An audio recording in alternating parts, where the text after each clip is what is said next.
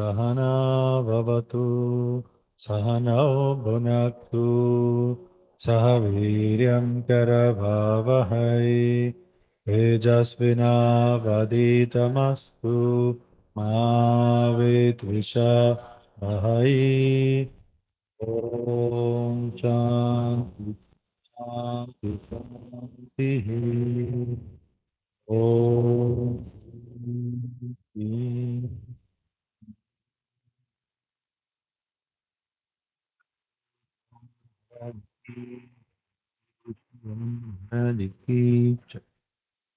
Om Namah Shivaya.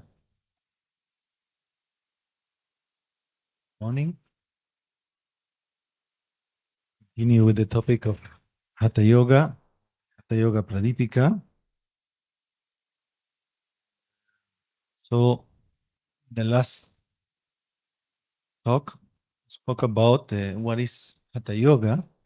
We read the first two verses. And first of all, anybody remembers what is Hatha Yoga? Anybody here practice Hatha Yoga? What is it? Sun and the moon. Very good. What is the sun and what is the moon? Good. Good. Okay, so Ha and Ta means sun and moon, and it refers to the two poles of our energy, the life force or prana. You see, the prana is a manifestation of the cosmic Shakti, the divine power that keeps the life force, and we connect to that life force basically through our breath. We can absorb life force, prana, from other sources, like a little bit from the sun, a little bit from the food we eat, from the water, but 99% of the prana we get is from our breath. So we can live without food for quite a while. We can, survive without water for, some days or a week or something. But how long can we survive without breathing? Only just a very few minutes. Then you die. So the breath is what really activates the flow of prana, and we connect to the universe, universal life force, through our breath mostly. So breathing is the most important life force. And then the yogis knew how to control the breath so you can really control the prana. First of all, to increase the level of prana. Because the level of prana depends very much our health and our mood, our state of mind. So the function of the body itself, the digestion, the circulation, everything is depending on the level of prana that we have. Even the cells, whatever the cells do and working is only because of the prana being there. In the same way the electricity has to be in the wires for the lamps to give light. We don't see the electricity, but we see the light. So like that, we see the body doing functions, digestion, the heart is beating, the cells are doing all their functions there. But this is only because there is prana moving. The moment the prana stops, if you cut the prana, it's like you switch off the light. Then what happened? The body will die.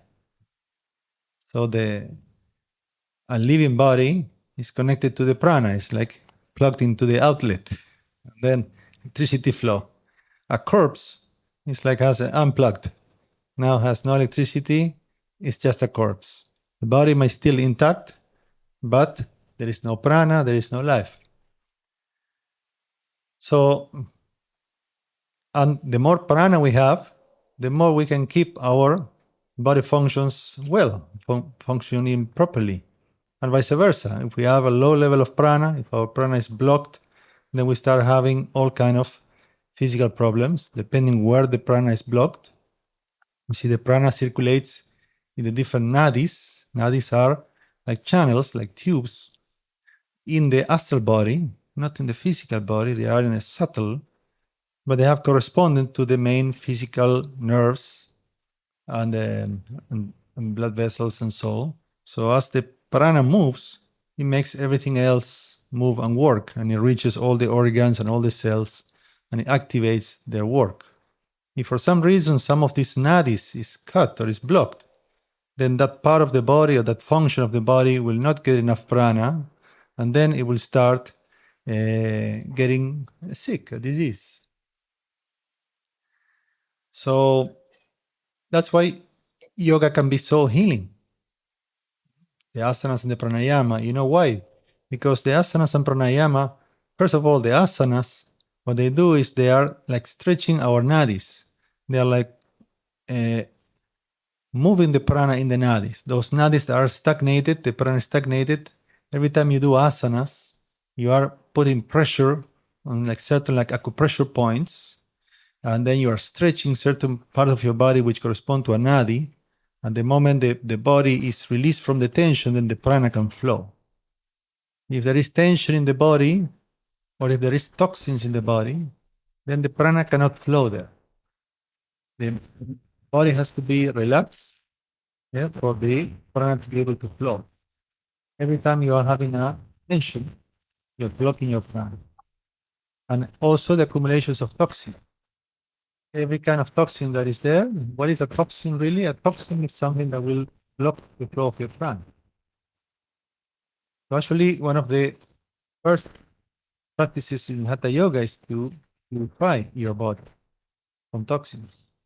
So how you do that? First of all, the diet. The kind of food that we take is very important. The food has a part that we can assimilate, the part that we cannot assimilate, and then eliminate. Sometimes this elimination process is blocked also. We get things like constipation or so, and we accumulate them.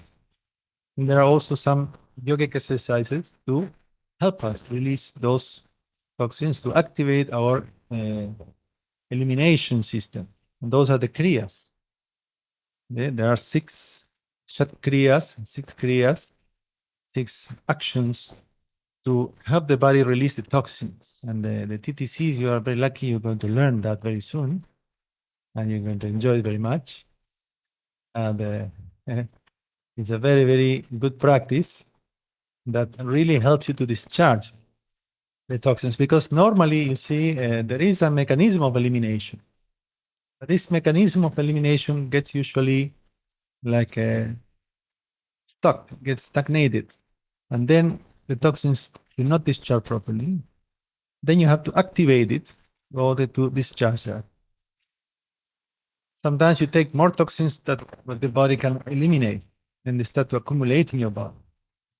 And then even your elimination mechanism become, it's like too much for it. Then it just stops doing. It's, for example, somebody, suppose you breathe and you absorb a little bit of dust or smoke or something in the air. What's going to happen naturally? What is the body going to do? You're going to either cough or sneeze. That's the natural reaction of the body to eliminate some kind of toxin from the air. But what happens if you start smoking a cigarette and you smoke every day? In the beginning, your body will cough. But after some time, the body will not cough anymore. The body say, okay, I keep trying to get rid of it, and then you give me more and more and more. Then, okay, let me just keep it there. And then it will start to accumulate in your lungs. And then after a long time, you're going to have real problems there. And the same with other things, the kind of food we eat. And so the body is like get used to it. If you keep giving the same toxins again and again and again, then the body stops reacting to it and just start to accumulate it. Then you do these kriyas, Hatha Yoga kriyas, they really help you to activate the elimination process. And then, of course, you have to refrain from all kind of toxins. So it's very important to, if you really want to practice Hatha Yoga, to refrain from anything that is toxic, like smoking, drinking alcohol, all kind of chemicals, drugs. Because all these kind of things, they produce blockages in the nadis. They will really block your nadis, then the prana cannot flow. Then you cannot be successful in pranayama and Hatha Yoga If you don't purify the nadis first, purify the nadis, you need to remove the toxins. So that's the order. First, you remove the toxins, then the prana flow, then you can really work on your nadis, purify your nadis. Then, how do you purify the nadis? Main exercise to purify the nadis is anuloma viloma, the alternate nostril breathing. This is the most important exercise to purify the nadis. But of course, first you need to remove the toxins and defeat the toxins. Then the purification is going to work. Otherwise, it's not going to work. You see, we have, according to the yogic scriptures, we have 72,000 nadis. Nadis are like branches of a tree. There are some very important ones, and then some, smaller ones, and then smaller and smaller, and then like that, there are 72,000 that reach all our physical body, and they even go beyond our physical body. They project, they are bigger. Our astral body is bigger than the physical body. That's why we can see sometimes the aura on a person, like a halo, like a field of energy and light going around the person, and it projects. And the more a person does yoga, the bigger it is. If you meditate or if you do a lot of pranayama, your astral body increases in the light. It shines more. It's like you increase the voltage of electricity. Here we have the dimmers, right? So sometimes in the meditation we put the dimmer low. There's a little bit of light. Then somebody turns the dimmer up, and then you get more light. Like that, when you get more prana, you see your astral body start to shine more. And not only shines, it becomes bigger. It expands. So the prana flows like that in our physical body and in our astral body. From the astral body, it is transmitted into the physical and creates the physical functions. Now, among these 72,000 nadis, there are 10 that are like the most important ones, like the main, branches of a tree. And those 10 have to do with our main physical functions. Those 10 nadis are used very much in medical treatments like marma therapy, for example. It's one part of Ayurveda, where you're going to be putting pressure on different points and activating those different nadis. Also in the system of acupuncture, Chinese medicine, they work a lot, or acupressure, they work a lot with those nadis. Even when you do Tai Chi also and Qigong, they are working with those nadis. And also when we are doing asanas, every asana that we are doing is going to activate some of those very important nadis. They are blocked. They will be activated. They will be stimulated for the prana to flow. Now, among these 10 nadis, there are 3 which are even the most important ones. And among these 3, there is one, the most important. So the 3 most important nadis are called Ida, Pingala, and Sushumna. So Ida and Pingala correspond to our left nostril, it ends on the left nostril, and Pingala on the right nostril. They both originate in the Muladhara chakra, and they go in a kind of spiraling way, and they connect to our nostrils. And then the Sushumna Nadi flows right in the middle of the body, like along the spinal cord, up to the top of the head. So the Ida and the Pingala are the ones that carry the energy of the sun and the moon. And all the other nadis are connected to those. See, we absorb this energy through Ida and Pingala, and then from there, this energy is transformed in different sub-energies, different sub-pranas, prana, pana, samana, udana, vyana. And then we have the minor pranas. And then they do their different functions in the body. But first, you need to absorb this prana through these nostrils, and they connect to the nose. So every time you're breathing, you take in physically oxygen and then eliminating carbon dioxide. But that's not all about breathing. When you're breathing, if you're really relaxing, you are absorbing prana. That's why it's so important to breathe through the nose, not to the mouth. The nose is really the organ for breathing, not the mouth. Breathe to the mouth, you still get some oxygen, you survive, you get some, but you're not really activating the prana flow in the same way. And of course, also the capacity to absorb more prana or not will depend on the kind of toxins that you have in your body. If your nadis, if your body is clogged with toxins, and if your nadis are obstructed, then even you breathe and it's like not much prana you can absorb. It's like the wires of your house are all rusted, and very thin and burnt out. Then you cannot get enough voltage or power. So like that, you need to have a good wiring. You need to purify the nadis, and that's the first stage in the practice of yoga is the purification state. Before purification, you cannot do anything. No technique will work because you need to first purify. So these two energies of the sun and the moon, therefore, are connected to our nostrils. And as I explained in the last class, there is an alternation of the nostrils that happens in an average of an hour and a half. One nostril is open and the other is open. And like that, we are taking more sun energy or moon energy, sun, moon, like that is what keeps our whole metabolism within a certain healthy balance. Heat and cold, sympathetic, parasympathetic, the afferent nervous impulses. All these depend on these two forces. Yeah? Sun and moon, also called prana and apana. Even the process of inhalation and exhalation goes on because of these two forces, and directly related to it.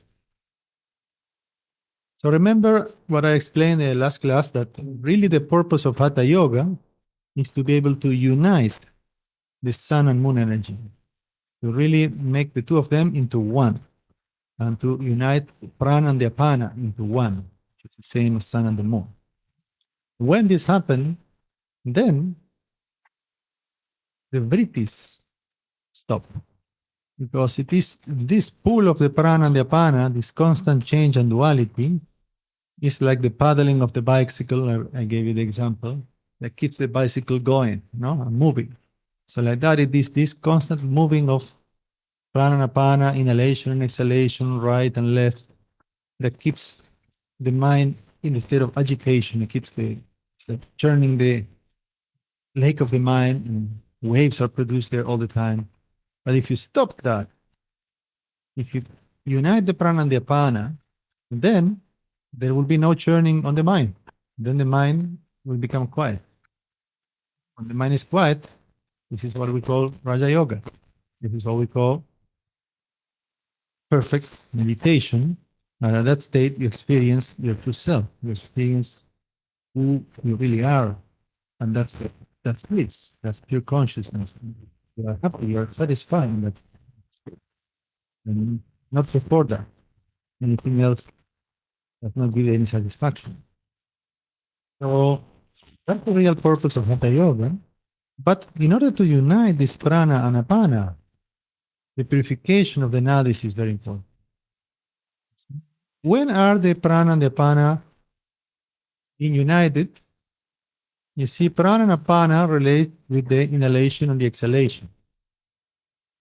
Now, the moment of the retention of the breath, that's the moment where prana and apana start to become united.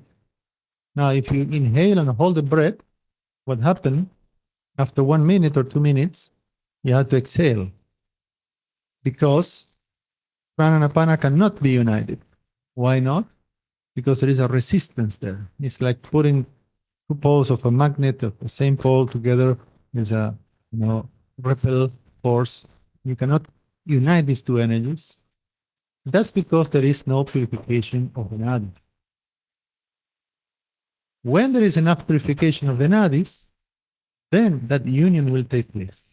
Then there are techniques to unite the prana and the apana. And then in the TTC, we get only a little introduction to those techniques at the end, last week. In the ATTC, we practice them every day in the morning. And now we're going to do this advanced sadhana retreat, practice them 3 times a day. By the way, today we are studying this retreat, and we are still on time to join. It's not for beginners. If you've been practicing some time and you really want to go deeper into deeper level of Hatha Yoga experience, then it's I really welcome you to join. And also the instruction in this course is very much individual. We do some group practice, but also we give instruction to each person according to their level, to their capacity, what to do, what ratio to do, what pranayama to do. And some people may not do certain things, some people may do other things. There's a lot of individual coaching in this course, a very small group. So we have a lot of time to spend on individual coaching. And this is actually how Hatha Yoga is practiced. Also be practiced in a retreat. There are 2 levels of Hatha Yoga. One level is, of course, we live in our lives, we have duties to do. Performing our duties is also very important. So we have to keep with our activities going. Then within this busy life, we do, asanas, certain practices, meditate. That make us, remain in balance within those activities, help us to remove the stress, to remove, and recharge our batteries after our hard work and so on.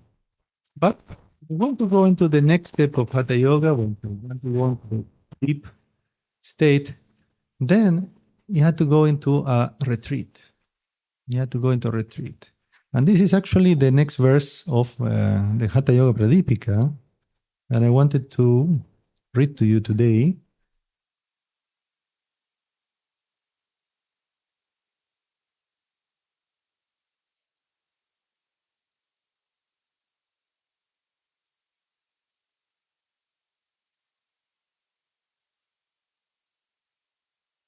Hatha Yoga Pradipika.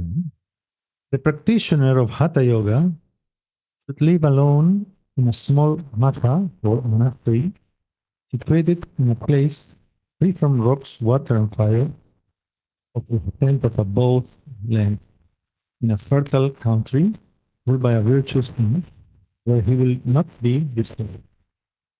Basically, Hatha Yoga, when we're talking about trying to unite the prana and apana, we are applying different kind of techniques. It's not just the asanas and pranayama we do normally. There will be other kind of called the mahakumbhakas, which include certain bandhas or certain mudras, and so in order to connect these 2 energies. Now, this kind of practice you cannot do while you are still busy in your daily activities. You're supposed to retire and do it with your mind fully focused on that sadhana alone. And that's why we create these retreats. It is, of course, a sadhana intensive, where you do that for 2 weeks. And this course is very similar to that also, advanced sadhana retreat. The idea is to give you the opportunity to be on a retreat and just focusing on doing this kind of practice. Very gradual, very slowly, but with your mind fully focused on that.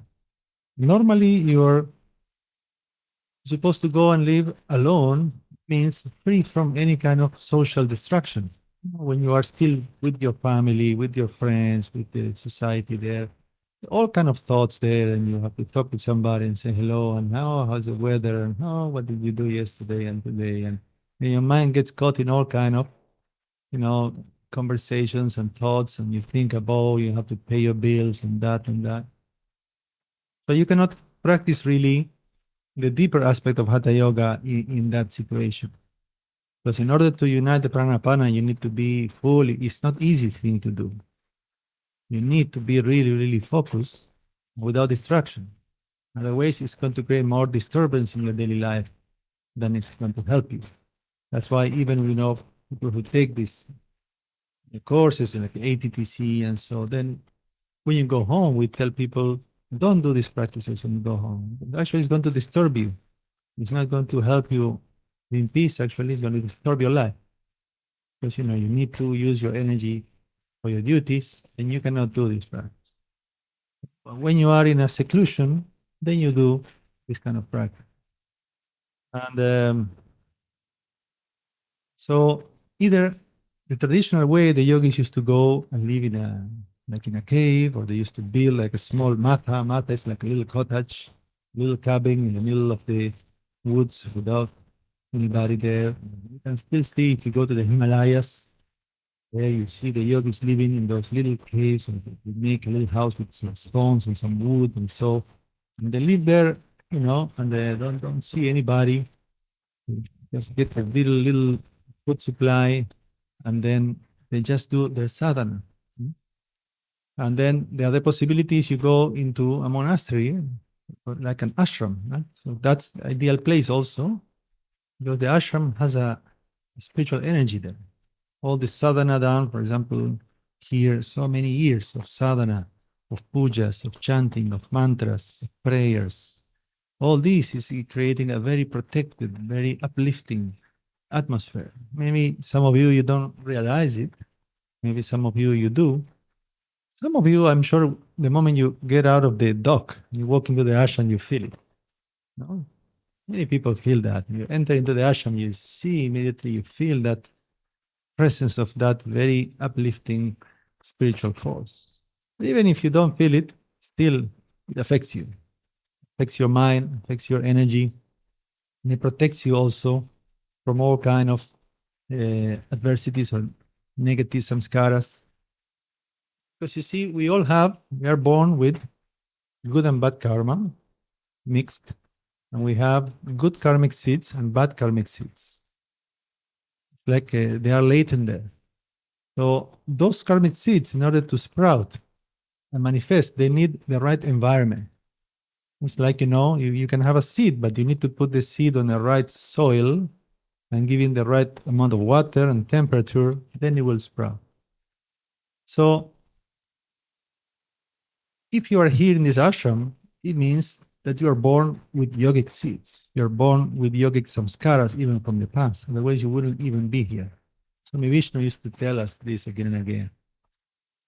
For somebody to come to an ashram, let's say you choose to use your time and vacation and money to come here and wake up at 5 in the morning and sit on the floor and stay in a tent and a very simple room and share the toilets. And, you tell your friends, yes, I went on my vacation to an ashram, and I went in 1 month and took a TTC, and I had to get up and wash toilets. And they say, and you pay for that? Yes, I pay.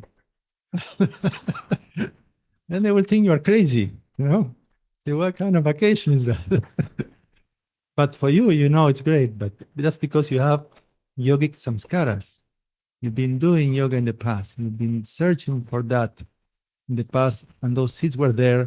And then what happened? You come into a place like this, and those seeds, they sprout. You see? Those seeds, you had them when you were born, but they were waiting for the right condition to sprout. Then this is called satsang. When you have satsang, means you have the company of other practitioners, and especially the energy of the guru, and all the mantras and all this sadhana. Then all your seeds that you have are spiritual, they awake, and then you connect to it. But then what happened? You go to another place. Say you get out of here and you go and spend maybe a week in the Atlantis, just next door. Same beach, same nice water. Then what happened? Everybody's there going in the casino and just gambling and eating meat and going out and see who they can find to go to sleep together tonight. And then, and then that's their mind all the time in that thought. Then you got to go there. And then all the other samskaras that you have, because you also have some, worldly samskaras. Because we are born in this life means we have a mixture of the two. If we had only good ones, they will be born in as an angel, like a deva. We are here, we have both samskaras. Now, when you go into the other environment, all your negative samskaras will sprout. And then you will start to think like everybody thinks there.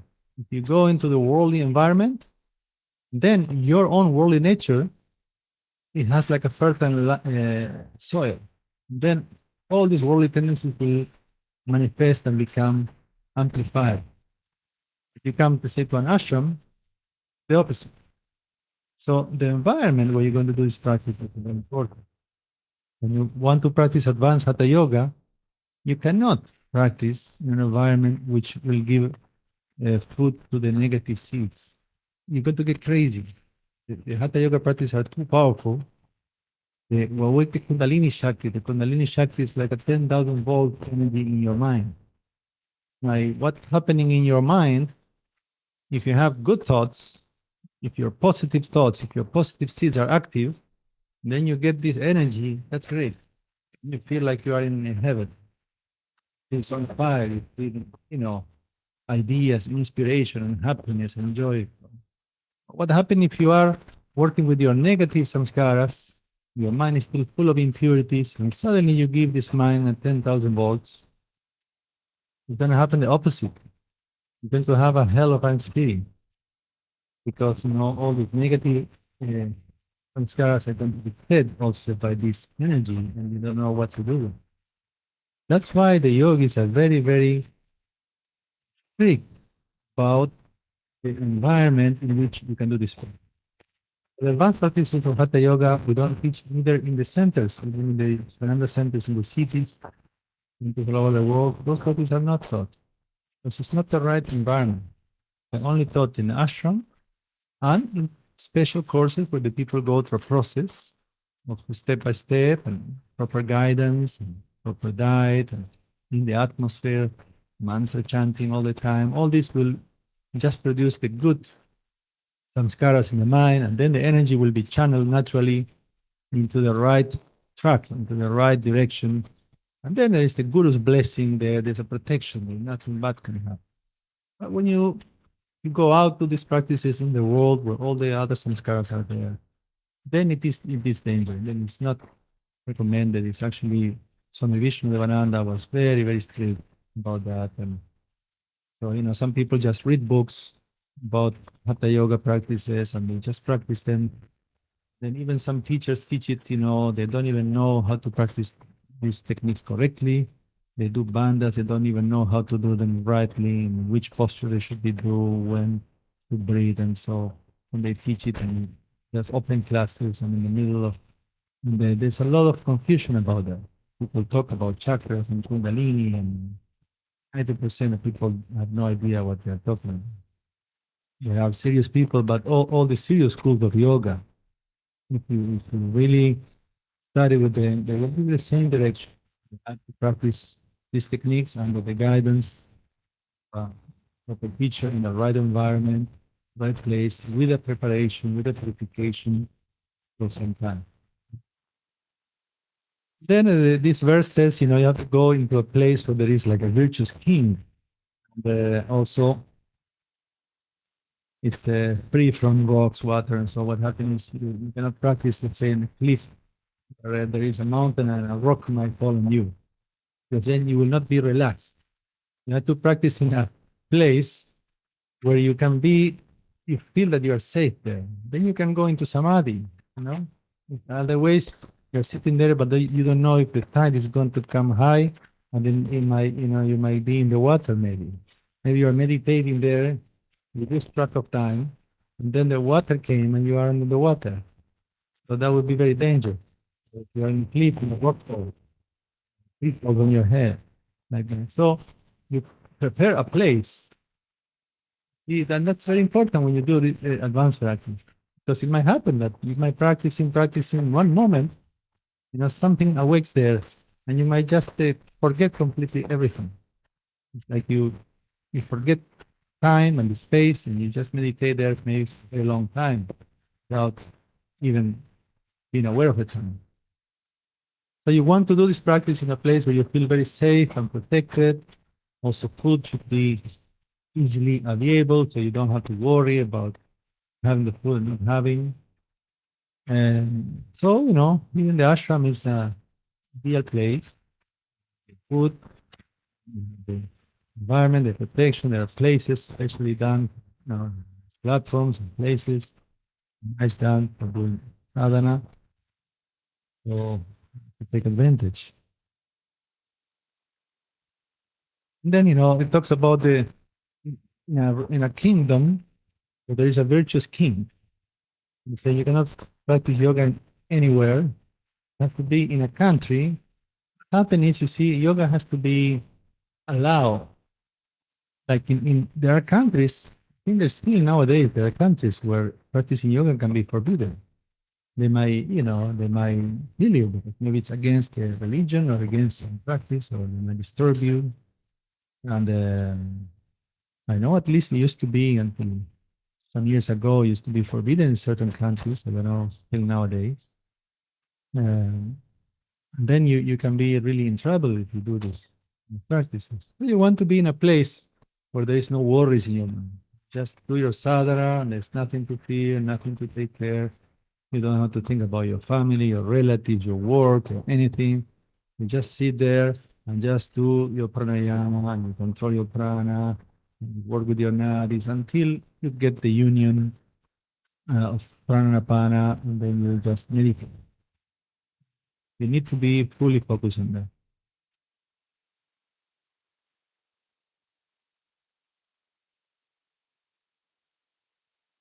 14. Living in such a place, the yogi should free his mind from all cares.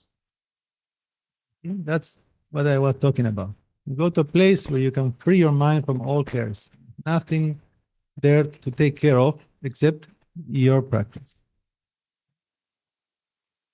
And practice the yoga as taught by his guru.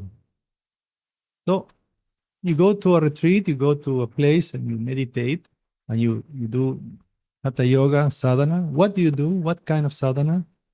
How many rounds of this or what? What do you do? You do exactly what your guru tells you to do. That's very simple. It's not something that you go and improvise. It's not something that you can just think, oh, I read in a book that this practice is good, or I heard that these people practice like that, and I went to a lecture and this. No, no, you need to have a guidance. You need to have a teacher, a mentor, a tutor. That's what it's called, a guru. And then the guru is somebody who has real experience in the topic. And then he will see you, he will know your personality, he will know what kind of things you need to work more, what things you should not work yet, and then in which stage you are. And then he will give you one practice. I will tell you to practice this for some time. Maybe after some time, he will tell you to practice something else. He will change your practice. He will add exercise or remove some exercise. So, and this is very important. You practice like this when you are always on a safe ground. You have special blessing.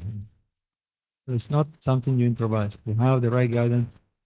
Very important, especially in Hatha Yoga. Remember, we are not talking just about doing asana. We are talking about manipulating the prana, the pana, the kundalini shakti, which is like a high power voltage. You need to really know what you're doing when you work with this energy.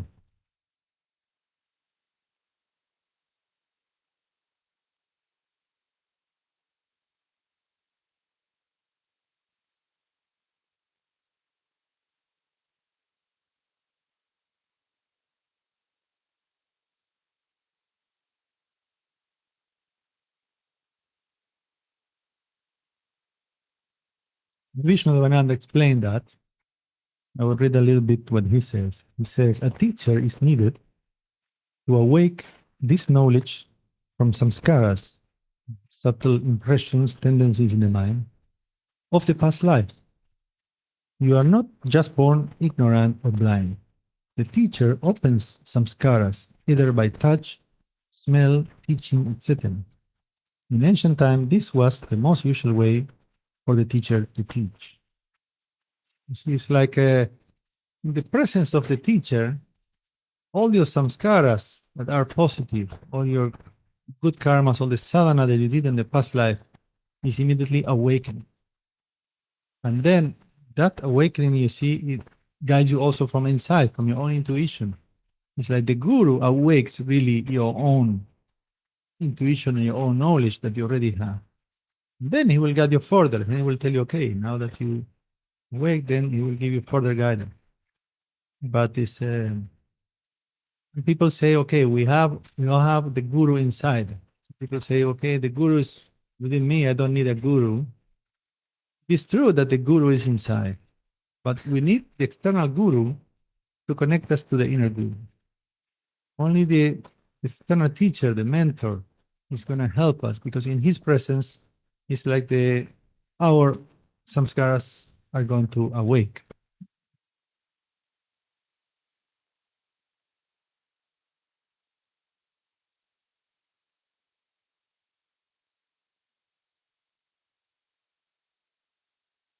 And then he talks about the yamas and niyamas. I think that's a long topic. I'm going to leave it for tomorrow.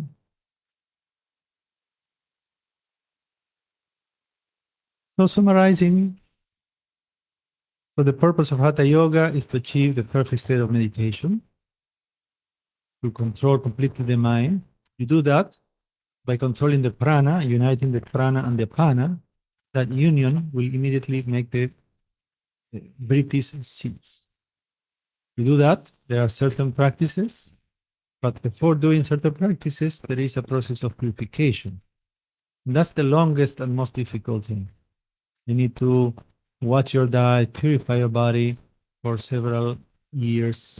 And then you need to do a lot of anuloma viloma, alternate nostril breathing, very regularly for a long period of time. And not only that, you need to purify also your negative samskara by other practices, for example, like karma yoga or like bhakti yoga.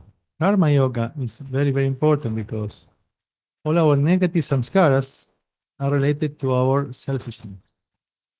It's the ego, it's the selfishness. And karma yoga is the practice that removes that. When you do karma yoga, you learn how to do things, not to expect any gain from it, not to expect somebody to say thank you to you, or if you do actions without expectation, then you remove that selfishness. So you train yourself, you starting to do little services, and then every action that you do eventually becomes a service, it becomes just being an instrument. And only when you achieve that state, then you will really be successful in Hatha Yoga. Even in the Bhagavad Gita, it is taught like this. When Krishna teaches meditation to Arjuna, only one who has achieved perfection in Karma Yoga is ready to do meditation, to do Dhyana Yoga. Because otherwise, you might go there, try to meditate or Hatha Yoga, whatever. But if there is all these negative thoughts in the mind is still polluted, then it's not going to work. Karma Yoga for many years is required.